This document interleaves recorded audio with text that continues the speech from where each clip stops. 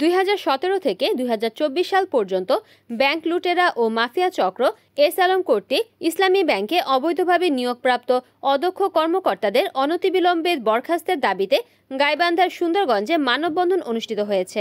সোমবার 6 অক্টোবর সকালে পৌর শহরের উপজেলা পরিষদ রোডে ইসলামী ব্যাংক কার্যালয়ের সামনে ইসলামী ব্যাংক গ্রাহক ফোরাম ও বৈষম্য বিরোধী চাকরি প্রত্যাশী পরিষদের যৌথ আয়োজনে এই মানববন্ধন অনুষ্ঠিত হয়। মানববন্ধনে বক্তারা অবিলম্বে ইসলামী ব্যাংক সহ দেশের সব ব্যাংকে অবৈধ ও বিশেষ অঞ্চলের একছত্র নিয়োগ বাতিল করে সারা দেশে সমান সুযোগের ভিত্তিতে মেধাভিত্তিক নিয়োগ নিশ্চিতের দাবি জানান। একই সঙ্গে ব্যাংক খাতে স্বচ্ছতা ও ন্যায় বিচার প্রতিষ্ঠার আহ্বান জানান তারা। মানববন্ধনে বক্তব্য রাখেন ইসলামী ব্যাংকের গ্রাহক বিশিষ্ট ব্যবসায়ী নজরুল ইসলাম, মেসার্স নজরুল ব্রিক্সের manager Shamim Khandakar, hope agro লিমিটেডের ম্যানেজার শফিউল হক, গ্রাহক বদিউজ্জামান মিয়া, ইসমাইল হোসেন, রঞ্জু মিয়া, চাকুরি প্রত্যাশী সোহেল রানা, শাহিন মিয়া, বায়েজিদ ইসলাম ও সাগর মিয়া প্রমুখ।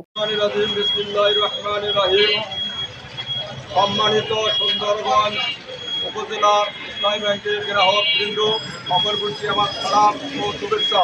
আসসালামু আলাইকুম। অন্যান্য ভাইদের বলতে হল আদাব। এস আলম কর্তৃক পাচারকৃত লক্ষ কোটি টাকা ফেরত আনার ব্যাপারে কার্যকরী পদক্ষেপ গ্রহণ করতে হবে এবং সরকার কর্তৃক জব্দকৃত অর্থ সম্পদ দ্বারা এস আলমের দায় দেনা সমন্বয়ের পদক্ষেপ নিতে হবে। যে সমস্ত ব্যাংক কর্মকর্তা ও ব্যক্তিবর্গ নানা মিথ্যা তথ্য অপপ্রচার দ্বারা ব্যাংকের সুনাম সুখ্যাতি নষ্ট করেছে, তাদের বিরুদ্ধে আইনগত ব্যবস্থা গ্রহণ করতে হবে।